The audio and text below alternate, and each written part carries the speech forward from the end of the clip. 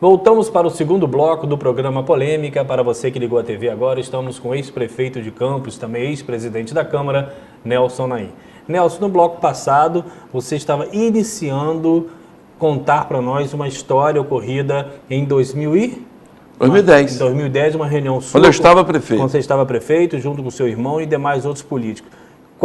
Conta dessa reunião e qual é a conexão dela com os episódios que aconteceram depois. Veja bem, eu sou advogado como você. Prova eu não tenho, né, do que eu vou falar, mas meu processo é um processo de muitas coincidências. A primeira coincidência é essa que eu vou te falar. Primeiro, uma testemunha que não afirma nada em relação a mim, muda de versão enquanto eu estou prefeito da cidade e candidato, provável candidato a prefeito da cidade, com eleições já marcadas para o TRE. Primeira coisa muito esquisita. Como Mas é que você era do grupo dele? Sim. Em 2010, eu era o prefeito, estava substituindo o Rosinho. Na sexta-feira, que antecedeu essa segunda-feira do dia 13, só fazer as contas, essa foi dia 9 ou dia 10, eu te marco um encontro na casa dele, uma reunião.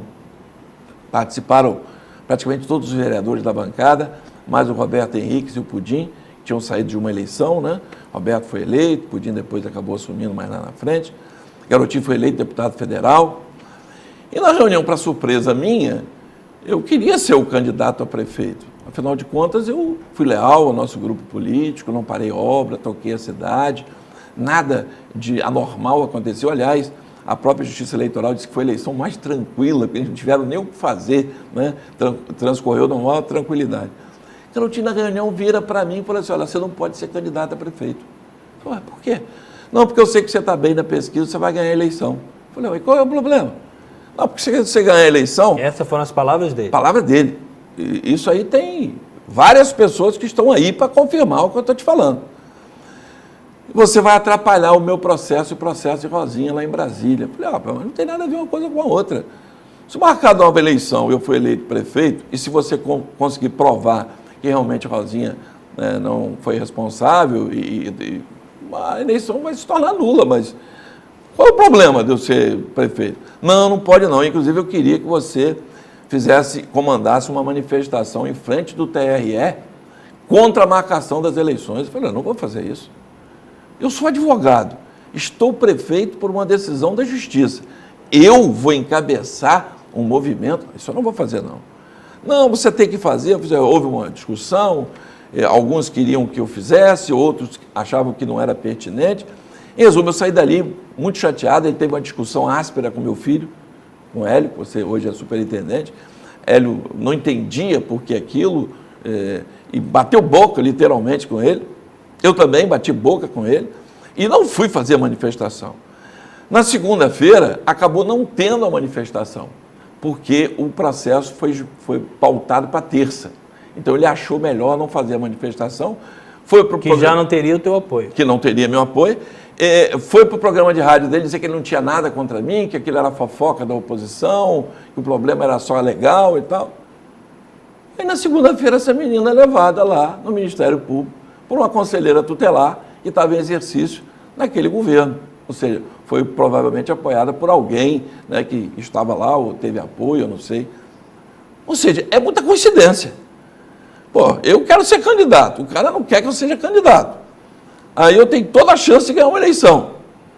Eu não concordo com a posição dele. Aparece uma pessoa do nada. Mesmo sendo seu irmão, você tem essa dúvida? Pois eu tenho a dúvida. Eu tenho a dúvida, talvez não possa ter sido ele, mas alguém. Porque já houve outros episódios assim. Eu já deixei de ser deputado estadual há muito tempo, Cláudio. Ele combinou comigo de eu ser candidato a deputado estadual, era presidente da Câmara, tinha toda a chance de ganhar a eleição. Foi na época que houve aquele episódio com Ilsa Viana, né? Simplesmente meu nome não apareceu na nominata, e a desculpa que ele deu é que eu não podia ser candidato, porque os deputados estaduais, à época, Paulo Albernaz, Luiz Cláudio e João Peixoto, apoiavam ele como governador e não queriam uma eleição. Eu tive com dois dos três, até documento por escrito, Zé Cláudio me deu, documento por escrito, João Peixoto me deu, apenas Paulo eu não consegui falar. Ele acabou não aparecendo meu nome na nominata. Depois ele botou a culpa em Alexandre Cardoso, dizendo que foi problema do partido. Eu cheguei a sair do partido por conta disso. Na eleição passada, para deputado federal, eu recebo uma notificação do TRE e tentando impugnar minha candidatura com documentos retirados da Câmara Municipal, onde o presidente é o doutor Edson Batista, e o advogado que entrou é sócio do Felipe Klein no escritório de advocacia de Macaé. E eu, obviamente, não tinha fundamento nenhum. Ou seja, as minhas candidaturas a vereador, eu nunca tive apoio explícito dele. Ou seja, eu me lembro até hoje, a primeira candidatura minha de vereador, no Dia das Mães, a gente, junto com a mamãe, falou: você vai ser candidato para quê? Você não vai fazer nem 500 votos. Você nunca foi candidato nem a síndico de prédio. E eu fiz 2.541. E por que você acha que essa relação de desafio, até de menosprezo à sua pessoa? Olha, eu vou além, não é só a mim. Hoje ele não fala com a minha irmã, mal fala com o meu irmão mais novo, não tem nenhum relacionamento próximo com os tios, com os primos ligados à nossa família. Parece que para ele, a família dele é a esposa e os filhos. Ele esqueceu que nós somos irmãos, né? Que nós temos primos, né? Não tem... Ele é uma pessoa tão voltada para a política, ele só pensa em política 24 horas, que ele é capaz de fazer qualquer coisa. Outra coisa que talvez poucas pessoas saibam, Rosinha não queria ser candidata à reeleição. Disse que queria que eu fosse o candidato. Eu também tenho prova disso. Fizemos uma reunião na casa dele. Ele se assustou quando ela falou isso. Ele não admitia a hipótese de eu ser candidato a prefeito. Ou seja, candidatura a prefeita de Rosinha, o candidato era eu. Um ano fazendo campanha, lancei um monte de candidato, Papinha, Cecília, fiz reunião com todo mundo. Ele me convenceu de que a chance de Rosinha disputar com Arnaldo era melhor do que a minha. E eu reconheci isso. Abri mão com o compromisso de eu ser o vice-prefeito de Rosinha. E você lembra do episódio? Me passaram a perna de novo. Eu não fui vice-prefeito, tudo combinado, eu não fui vice-prefeito, porque eles estavam afastados muito tempo da cidade, não conheciam as pessoas. A própria Rosinha queria que eu fosse vice-prefeito.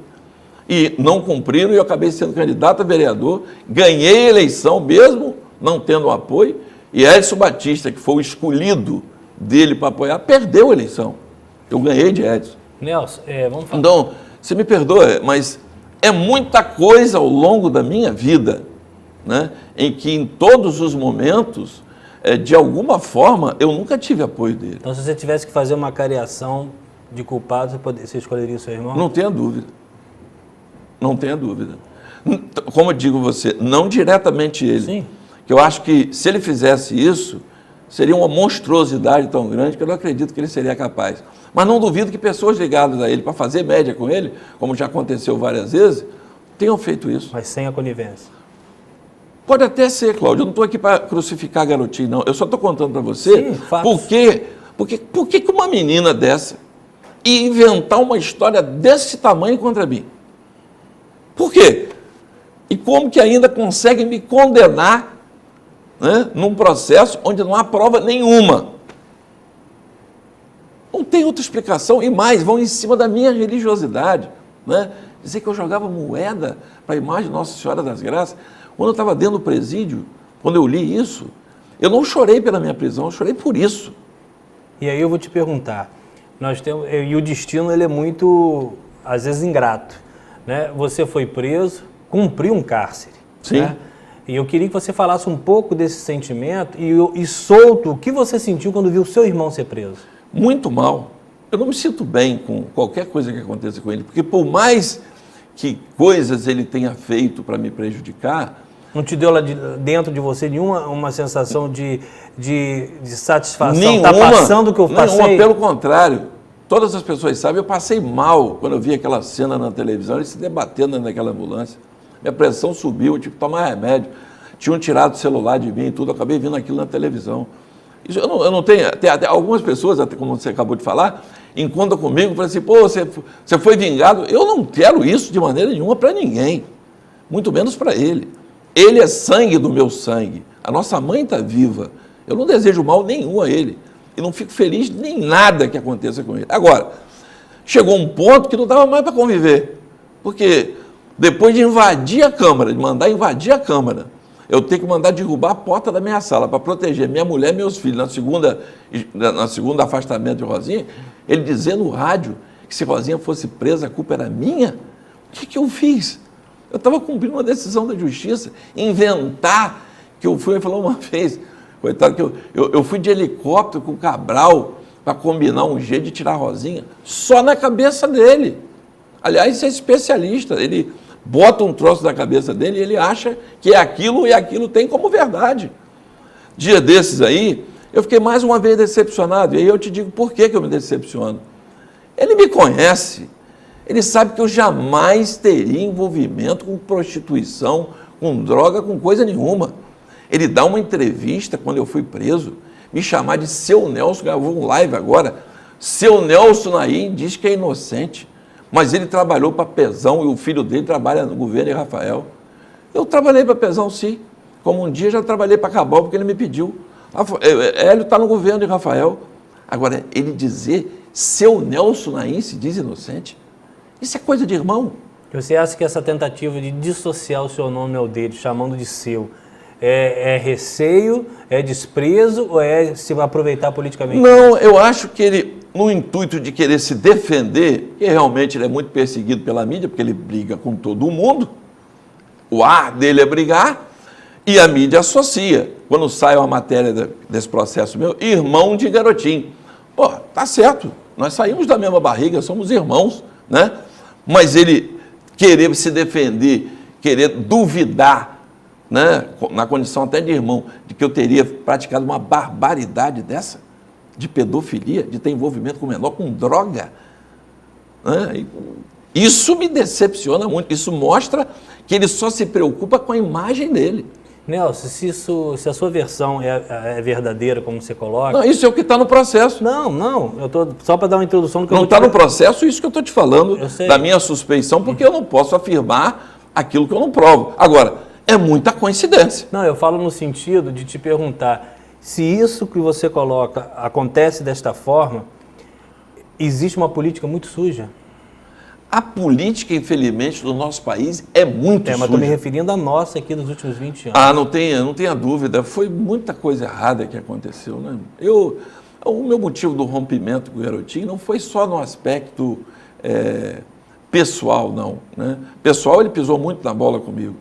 Mas do modo de fazer política, eu não sei, as pessoas vão me ouvir e vão confirmar isso, se você perguntar a algum desses vereadores. Quando eu assumi, no sábado anterior da segunda-feira que eu ia assumir, a prefeitura, ele marca uma reunião no PMDB com os vereadores da base. Pergunte aos vereadores que estão aí, vivos, para confirmar isso. Ele queria que eu tirasse o Rogério Matoso da presidência da Câmara, porque ele não gostava de Rogério, que era inimigo. Eu falei, rapaz, isso é uma maluquice. Eu estou acabando de assumir a prefeitura numa fogueira, eu era candidato a deputado, vou arrumar uma briga com o presidente da Câmara. Não, mas ele vai te atrapalhar. Se vai atrapalhar, o problema é meu. Você acha que tirar presidente da Câmara é assim? E aí foi a primeira vez que ele sentiu que realmente ele não... A caneta pesa, vamos dizer assim. Os vereadores foram contra. Não vão fazer isso agora. Mas você chegou a levantar essa hipótese? De quê? De tirar o Rogério? Claro que não. Ele que levantou essa hipótese. Eu estou te dizendo, eu mal ia assumir a prefeitura numa segunda-feira, ele marcou a reunião para que eu arrumasse um jeito de tirar o Rogério da presidência da Câmara. Porque o Rogério era rompido com o governo, né? Foi oposição, mas na época estava rompido.